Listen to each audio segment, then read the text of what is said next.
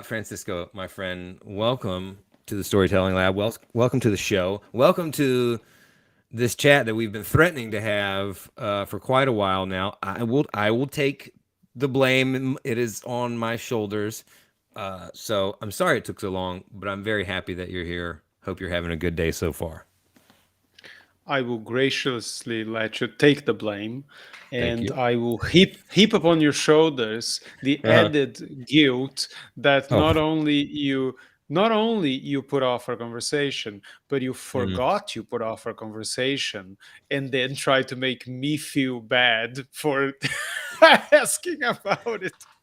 I think that we're being a little too authentic in our storytelling, and maybe we need to curb that a little bit. Okay, nobody said we needed to go to all those depths. Okay, this is what we call oversharing in the storytelling space. You're being way too open right now. Okay, I was trying to keep it surface level, and you're bringing us to these dark depths of the story here. Okay, um, well, anyway, I'm glad you're here.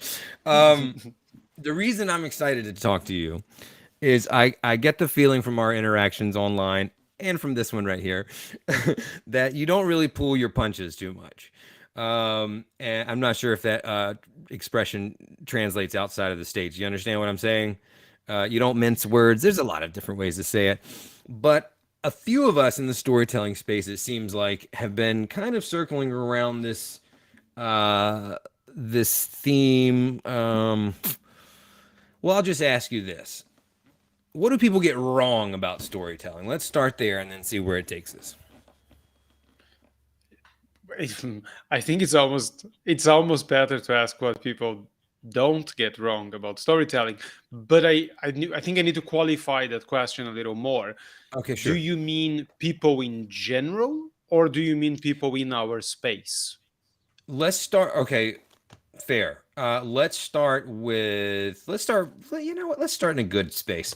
Let's start with those that we're trying to help, with people who could benefit from leveraging storytelling for whatever their business or their personal missions and objectives are. What are some of the misconceptions about stories and storytelling?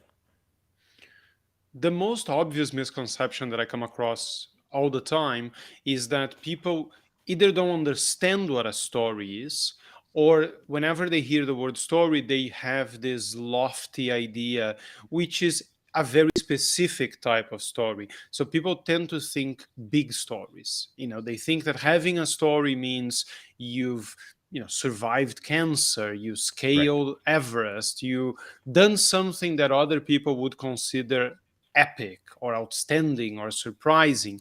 And those can be stories too, but the vast majority of people don't have those stories, and that leads them to think that they have no stories. So that is one of the most obvious ones that I come across all the time. So I know part of I think this is like in your kind of tagline in your bio or on your website about like become more interesting than Netflix. It's something that I think allows people to kind of understand. Most people, if they don't have Netflix, they are super familiar with it and understand how people binge watch and engage, et cetera, et cetera. To those people, what do you say to those people who? Because I run across this a lot, who are just like, my life, I'm not that interesting, right?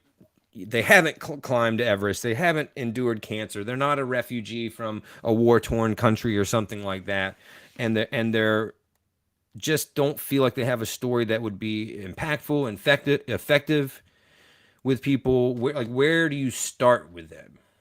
How do you get them to Sure. change that frame of mind? Usually, what I try to do to make people reframe is make them realize that we human beings are very selfish. Well, not Mm. selfish, we are self-centered. Yeah, yeah, So yeah, the yeah. most interesting thing in the world for us is usually us, or people like us, or people going through things that we have gone through or could have gone through. So I the whole become more interesting than Netflix to some people might give them this idea that you're gonna make them this super super incredibly interesting uh, person, fireworks and superhero stuff. And actually the reality is much simpler. Real life is more interesting than Netflix, or can be more interesting than Netflix, because it's just more relatable. Yes. So you don't need to be a good writer. You don't need special effects. You don't need to be particularly attractive, as most of the people in most Netflix shows are, to become interesting to other people. You just need to be relatable. And being relatable is fairly easy when you have what most people call a normal life or an Mhm. ordinary life, because your challenges, the struggles you go through, the things you've learned are the same struggles and the same challenges that other people either have gone through, so they relate, or they're going through right now. So they're looking for guidance, and you've done that. You've learned it. You and I were chatting about children. My children are slightly older than yours.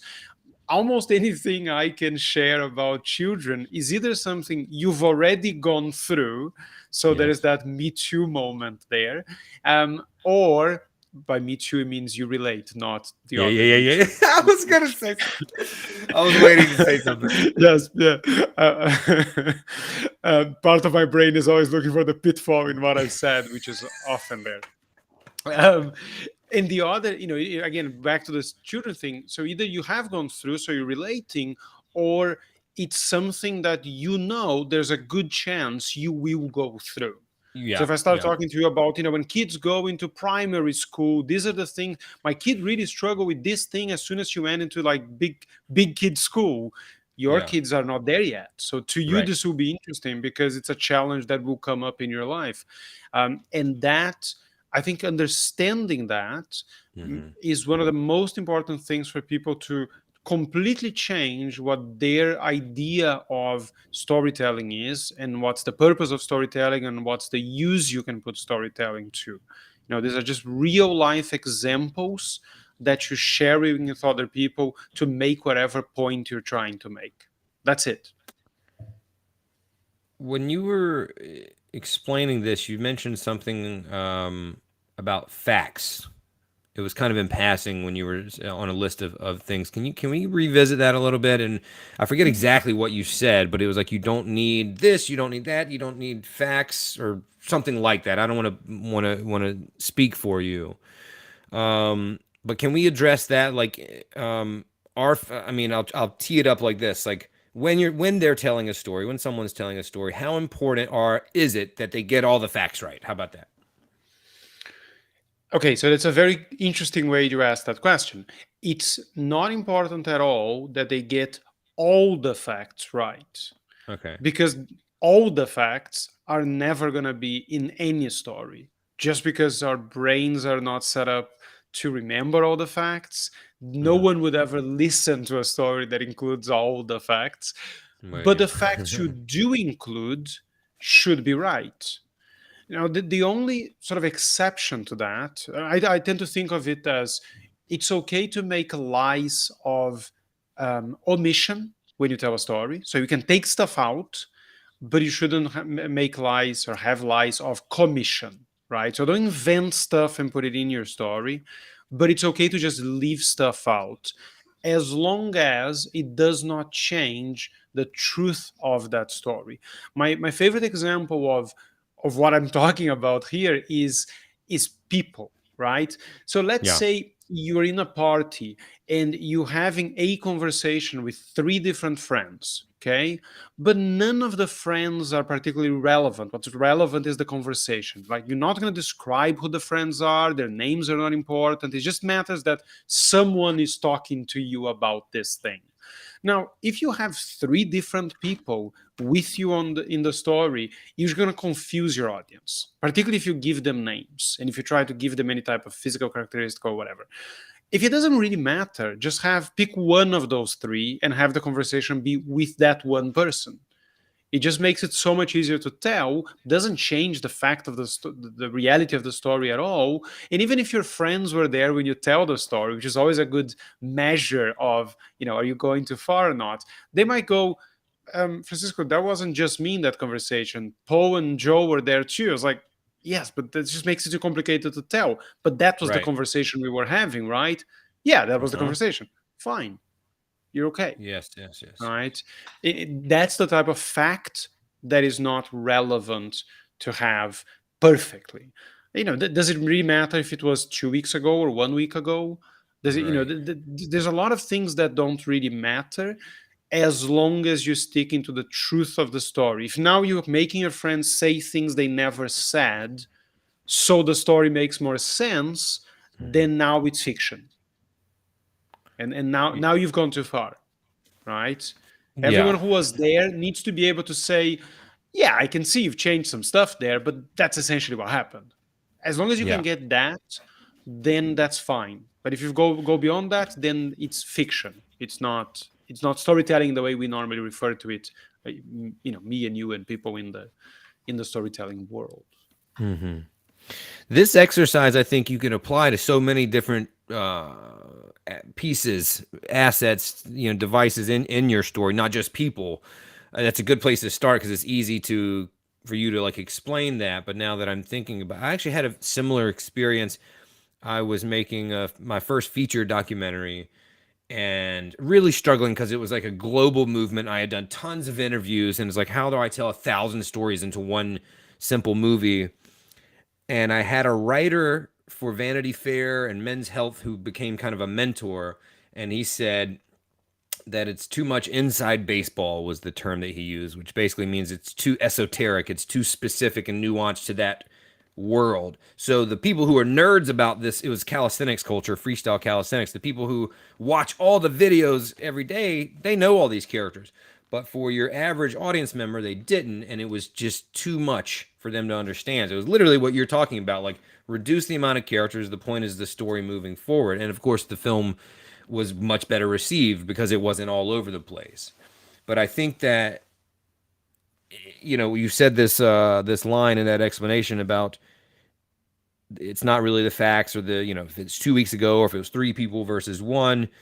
It's the things that really matter. What really matters, and I think that you can use that approach to continue to eliminate the things that don't matter in the story because I think that what separates, and correct me if I'm wrong, but I feel like what separates an amateur or a not effective storyteller and one who's kind of masterful is knowing what really matters and what doesn't. I think a lot of people when they're starting out try to include too much. It's too long-winded, too many words. I mean, you can do this with just down to the word. Like that sentence has way too many words. You could say that sentence in 4 words. So I know I'm kind of rambling now based on what you said, but I think that's a good exercise to the people that you use, to the scenes that you have, to the words in your sentence, if it's writing, to really look at that and like, how do I simplify while maintaining what really matters? Is that fair?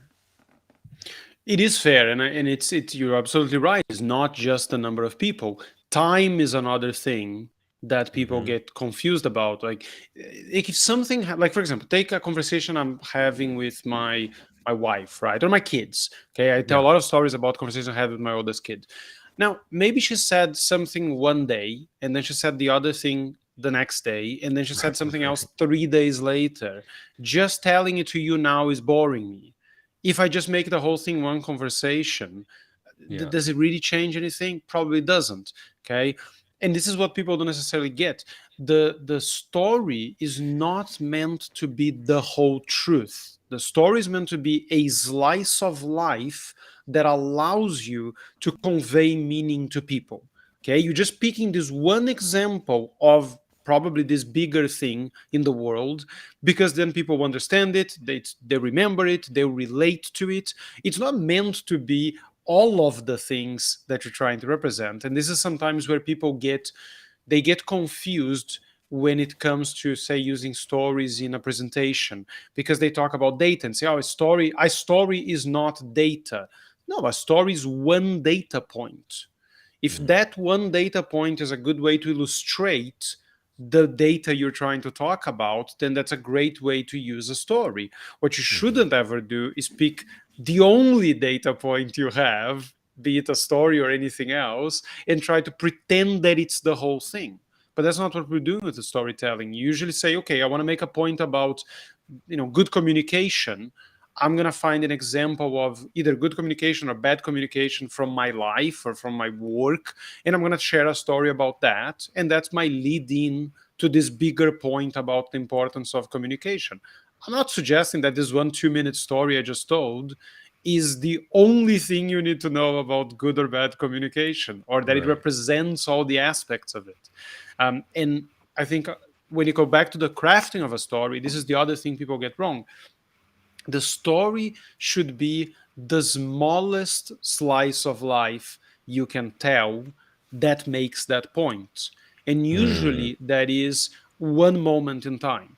So the example I always love to give is, if you want to show me how crazy your family is, don't tell me about years and years and years in your childhood.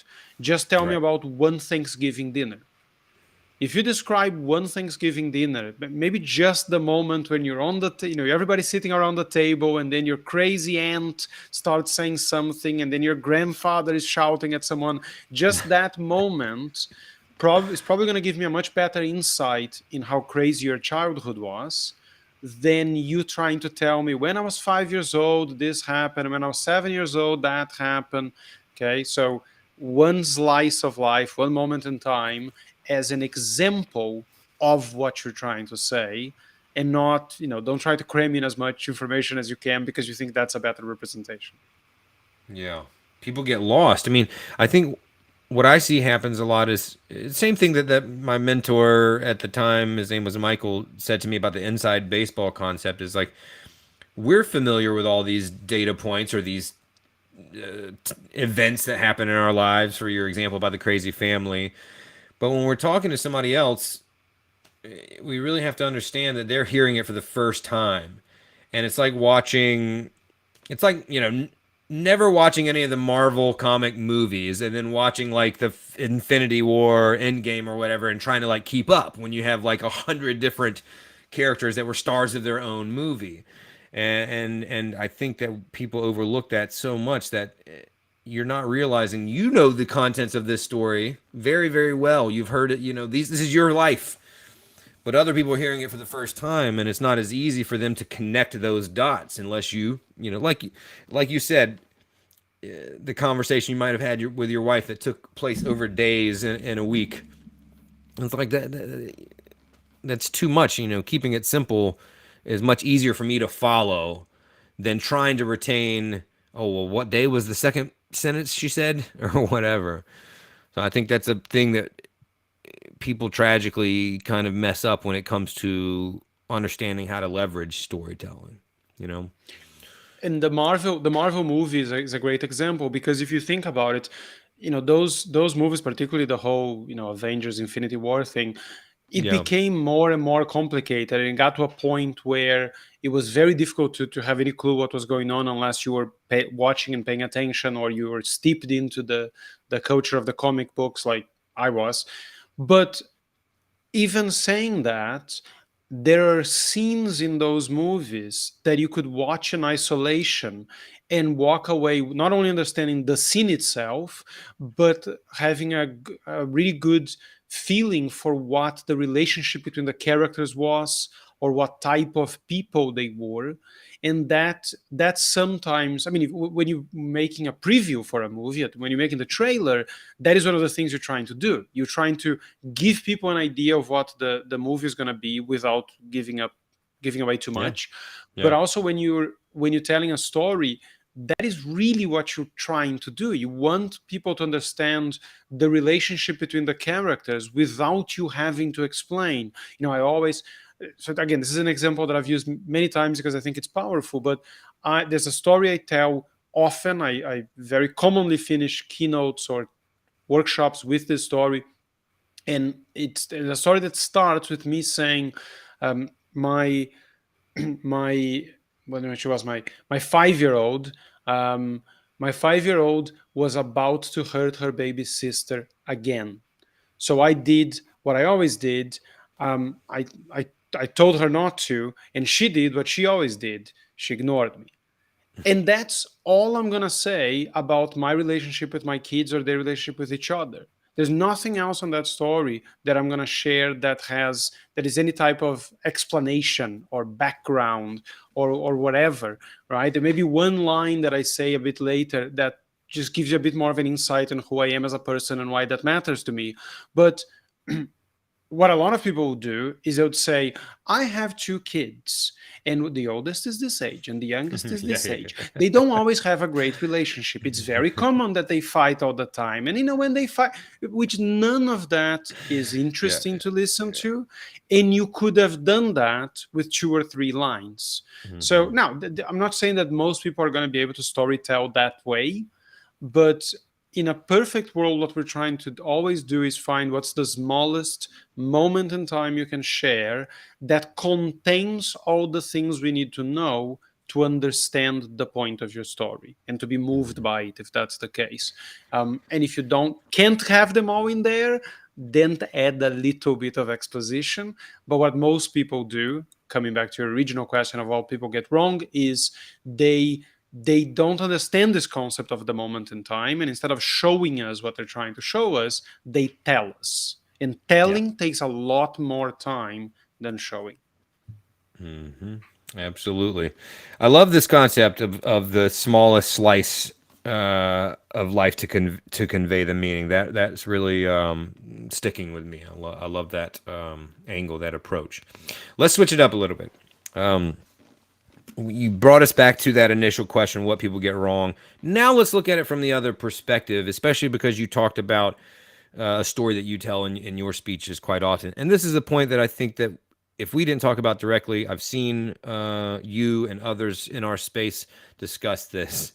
Now I want to discuss um, what the storytelling gurus, as I said to you in a message a while back, get wrong. And we'll start with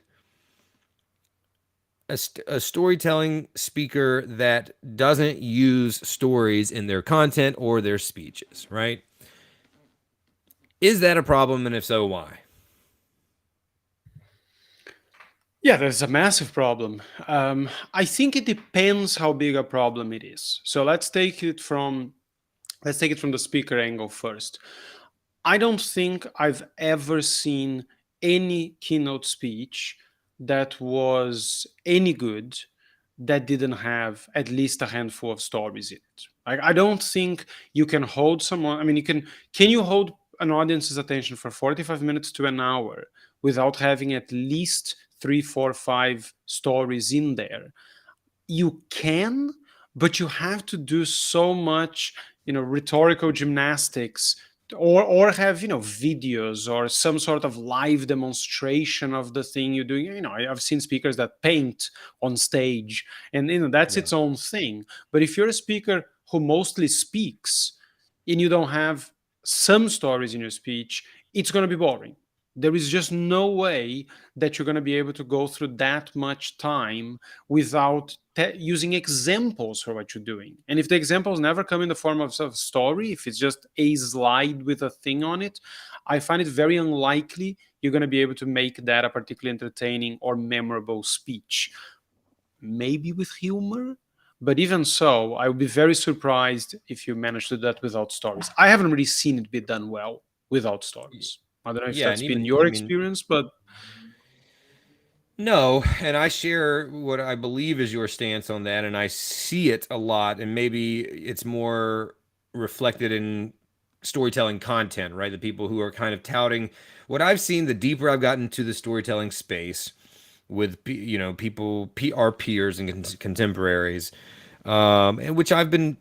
I mean, I'm a documentary filmmaker, so I've been storytelling my whole career, so almost 20 years. But in terms of like coaching and consulting and speaking, what year is it now? 2023, about five. It's around 2018, 2017, 18 when I really started doing it.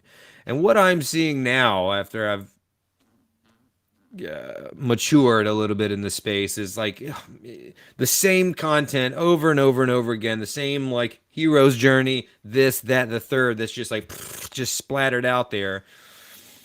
And it's some of it still resonates with people. Oh, I love that. Oh, I love that. But I question if it really helps them become better storytellers when that's telling, not showing, right? You're just talking, you're basically giving them storytelling stats and data and bullet points without, you know what I mean?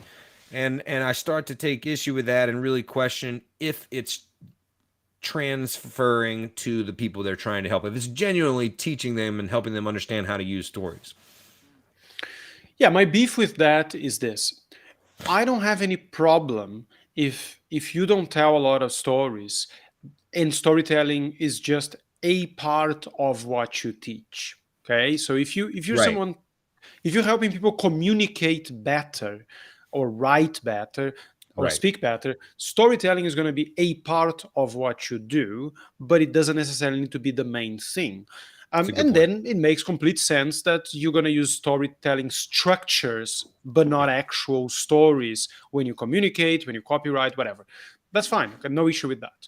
What I have a problem with is someone who has storytelling as the main thing they do, supposedly, but in moments where you're telling people they should be telling stories, you're not telling stories. So you can't be someone who says to people, the best way to communicate on LinkedIn is to do video, but you always do that through a text post or a Yeah, yeah. carousel, right? You can't be saying that what you shouldn't do is put a selfie on every post, but your posts never have a selfie.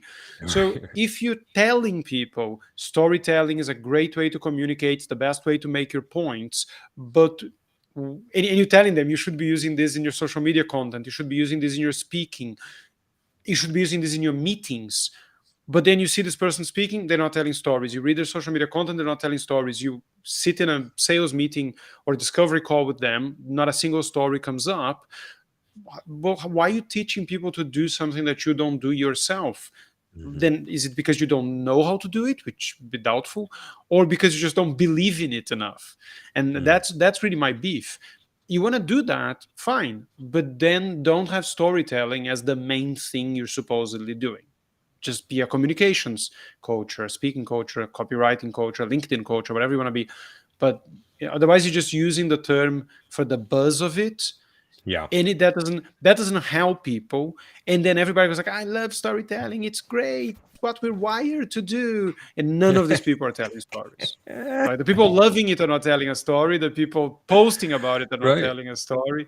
And then you actually try to show people what the story looks like, they've never seen one before. Yeah, absolutely. I think that's a really fair point that you brought up about if it's a part of what you teach, because you see that a lot. People that are copywriting coaches, helping you with writing or comedy or, like you said, just communication in general, or presentations. A lot of people talk about presenting, and it also includes creating a nice deck or something like that.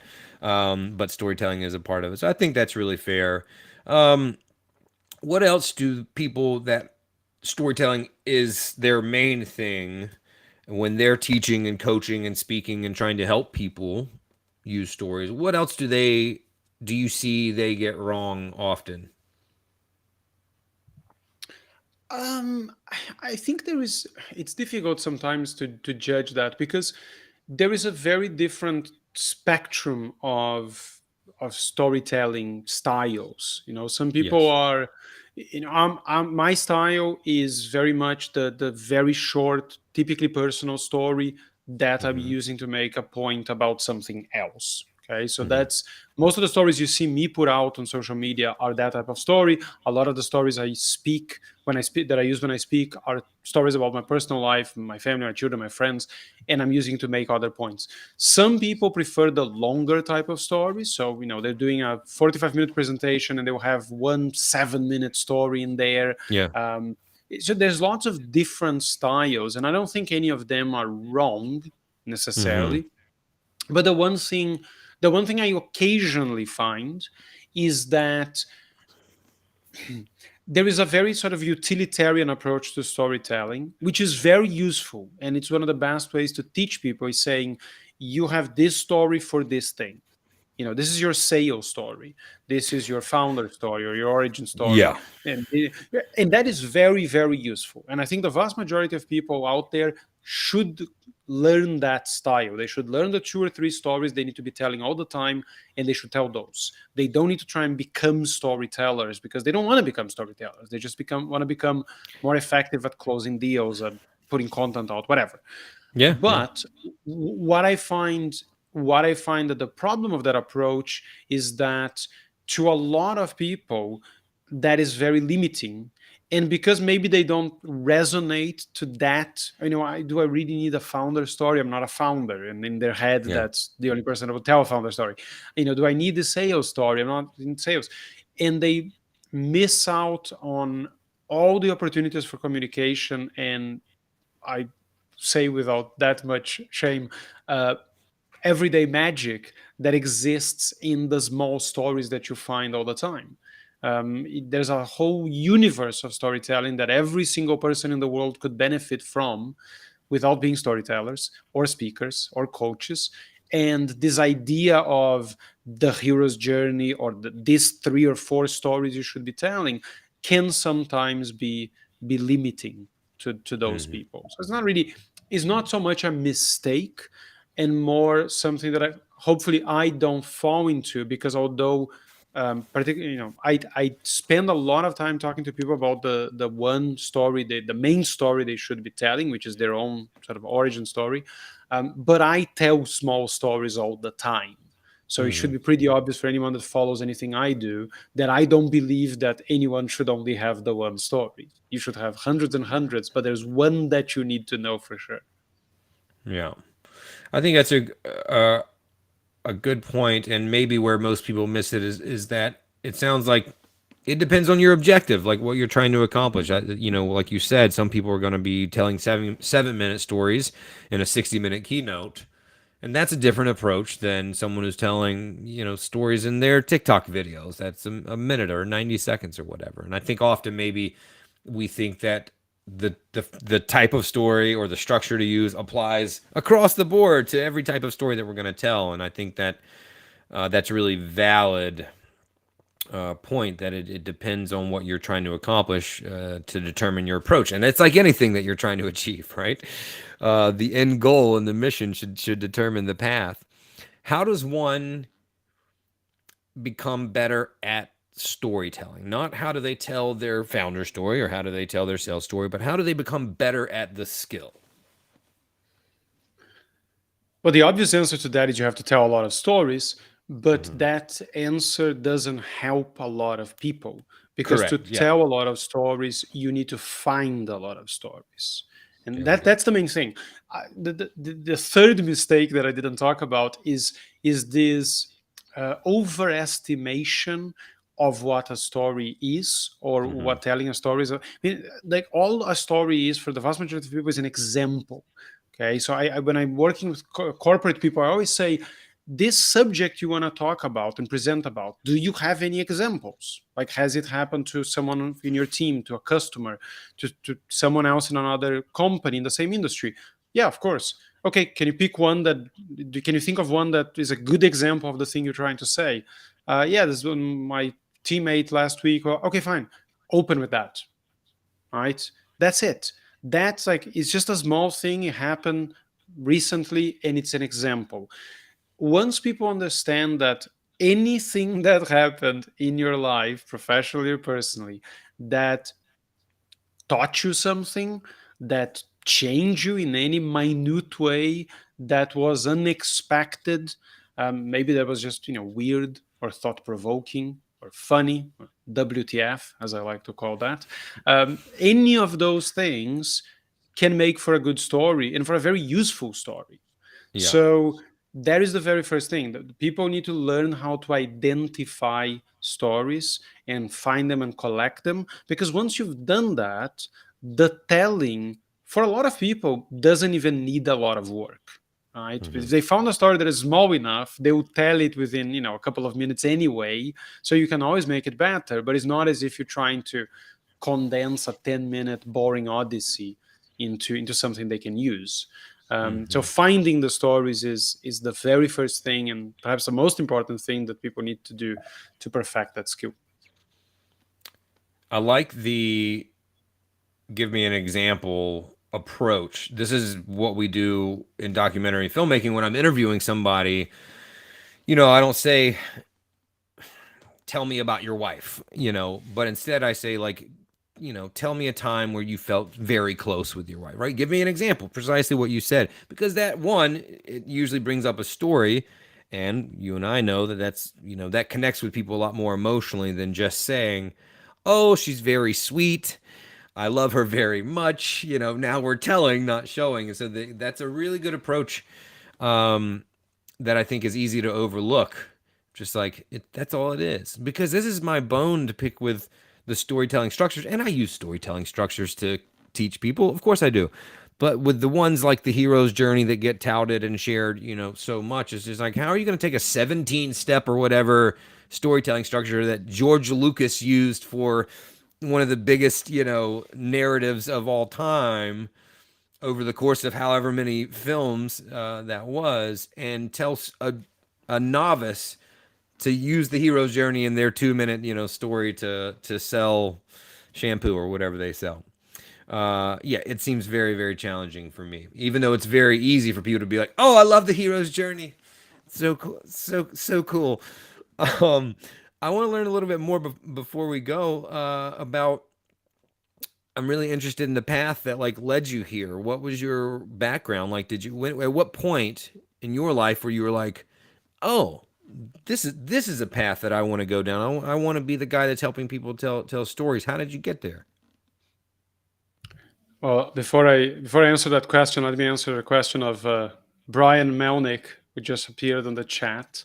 My name is Francisco Mahfuz, Brian.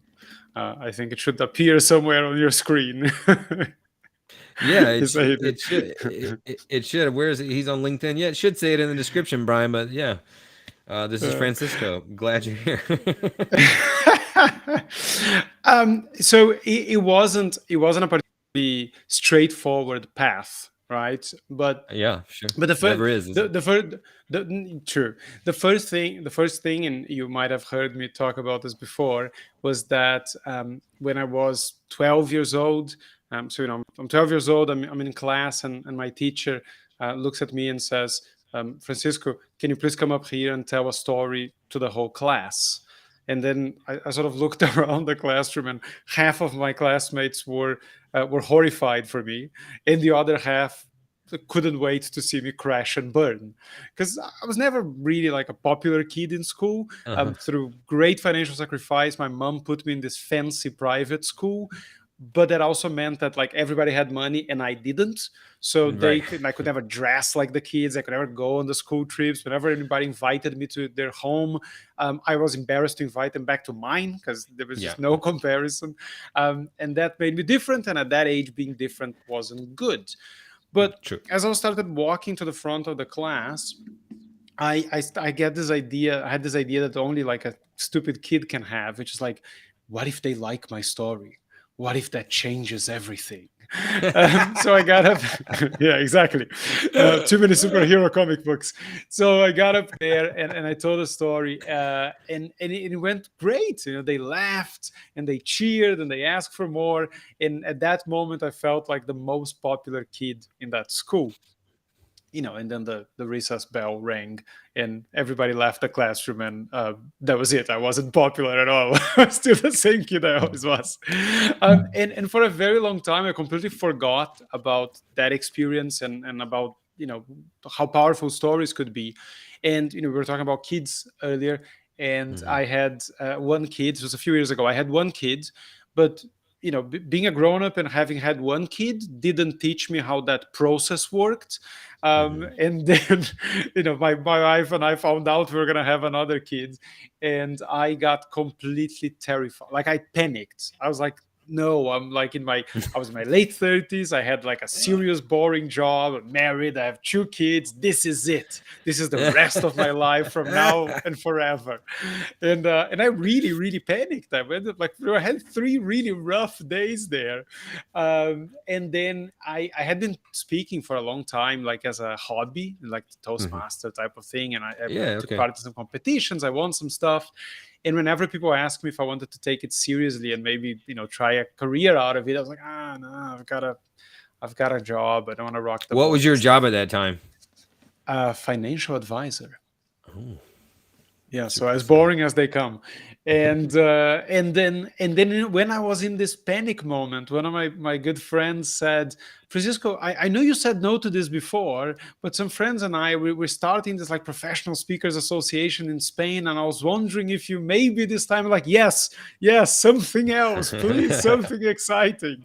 And that's when I started going down the rabbit hole of speaking and coaching and training, and very quickly I realized that the part of speaking that I was most passionate about and seemed to have a bit of a knack for was storytelling. So that's how I ended up um, specializing in that above all the other possibilities I had as a speaker. Who are some of the people that inspired and inspire you in your storytelling journey that kind of helped shape your perspective on it all? Like, who do you look up to? And they don't have to In be the like beginning, storytelling. no, in the beginning, it was I was one of the first books that I read that really confirmed to me that this is where I wanted to be. The space I wanted to be in was Kendra Hall's Stories That Stick. It's a good It one. was an amazing read.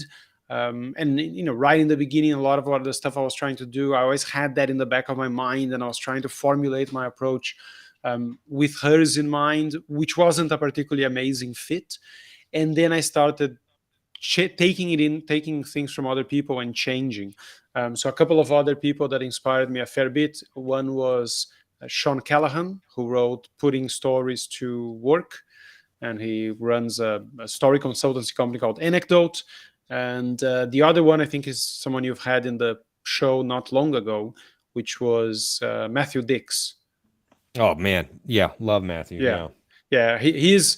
He's the depository of all storytelling knowledge in my mind these days. And I think, although the types of stories he tells are longer than Hmm. most of the stuff I end up telling, I think most of the technical stuff that I've learned over the last year or two is more in line with the things he does and the things he teaches than anyone else.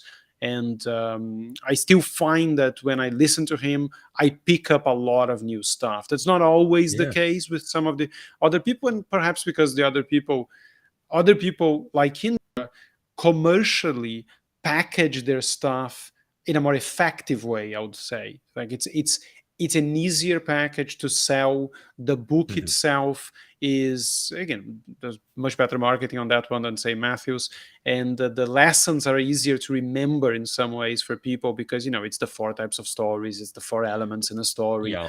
um, Whereas his stuff, I think once you learn a bit of storytelling, you see a lot of nuance that you can learn from. I don't.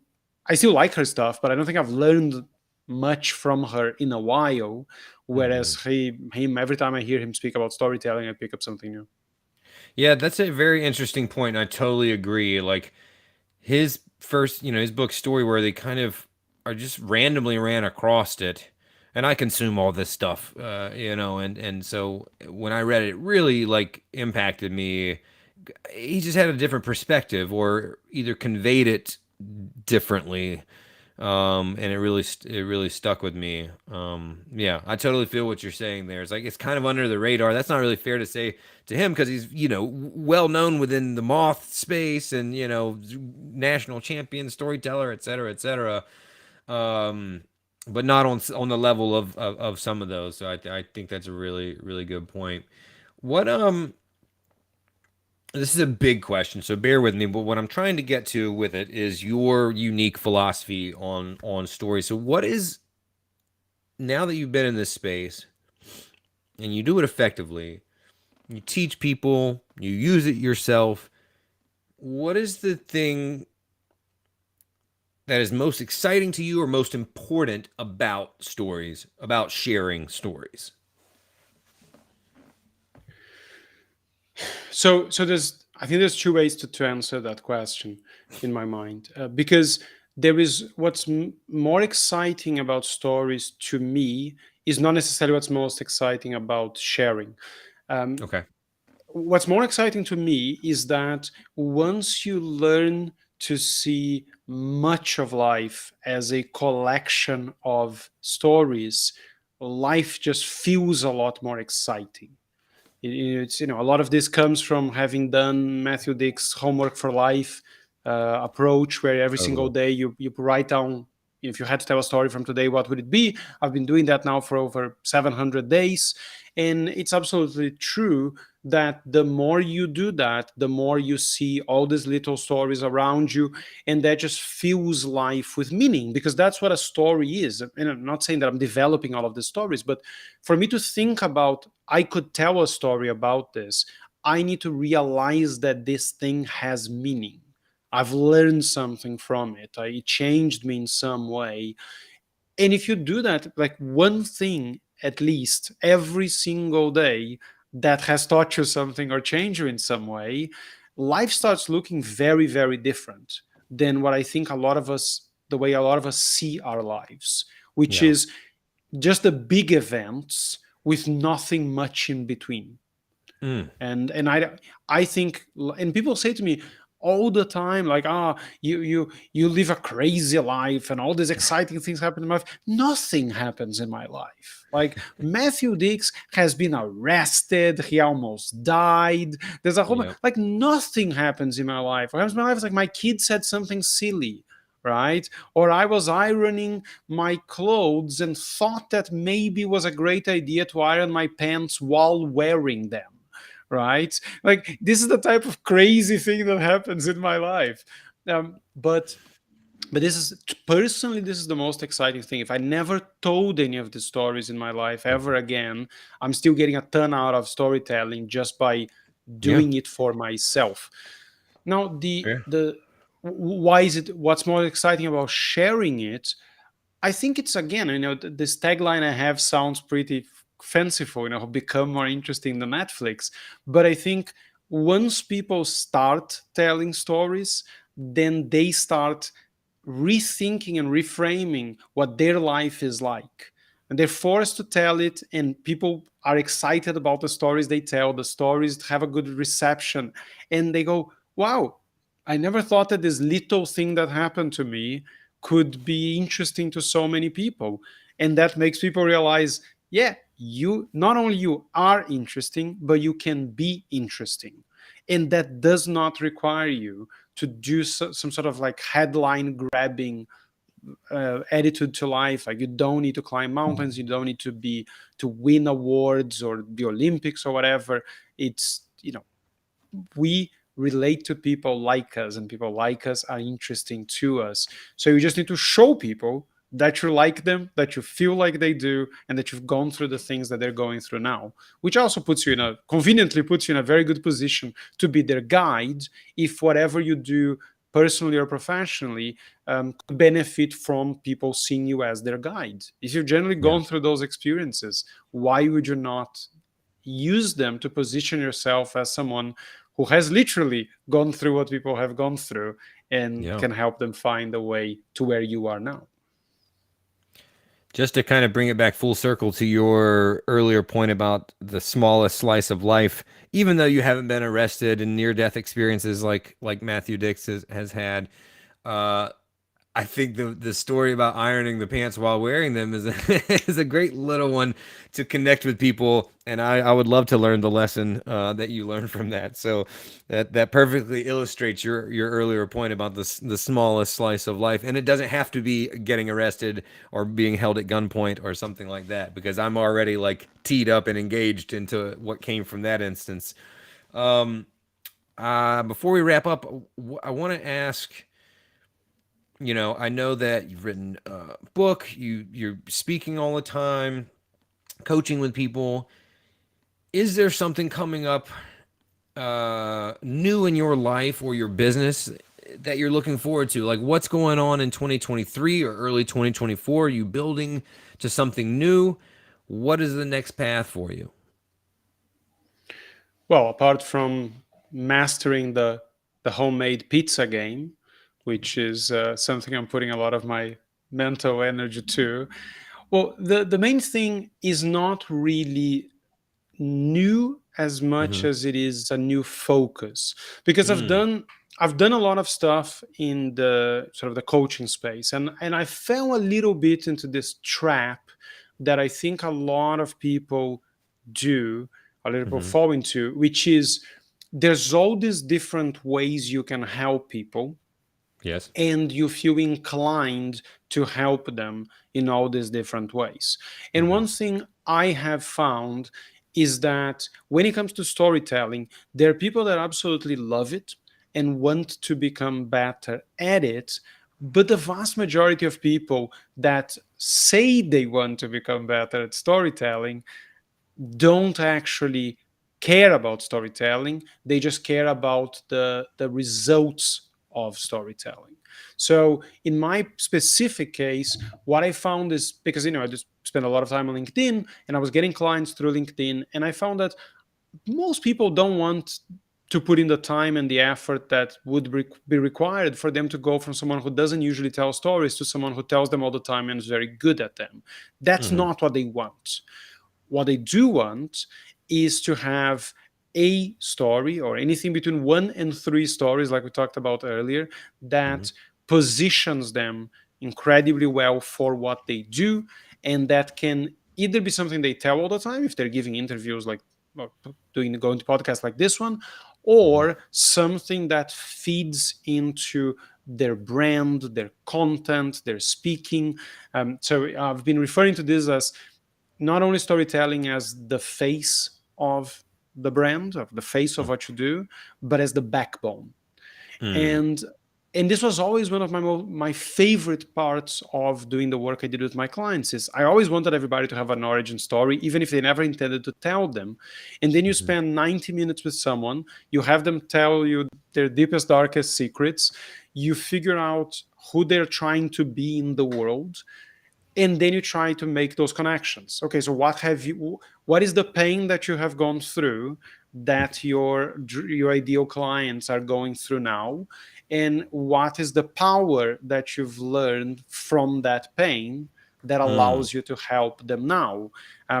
Maybe I have superhero brain, so I'm always looking for, what's the pain that gave you a purpose and what's the power you have to help people.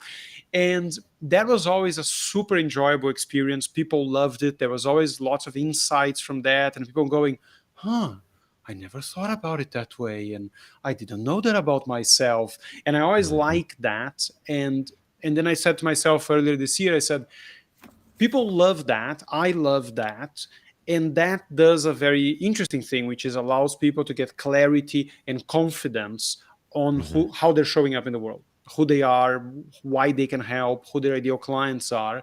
So, and they can tell it. They can also tell it. It's not just a branding thing. They can also go out and tell the story. So I Yeah. said, well, why don't you just focus on that and not on all these other things that are very interesting but are not really what most people are looking for. So I've been switching around the focus slightly of what I talk about, but that's my main goal now is, this year, at least on the coaching side of things, is this idea of, that if you haven't got a story, you haven't got a brand, or at least you don't have one that you can feel clarity and confidence in. Mm.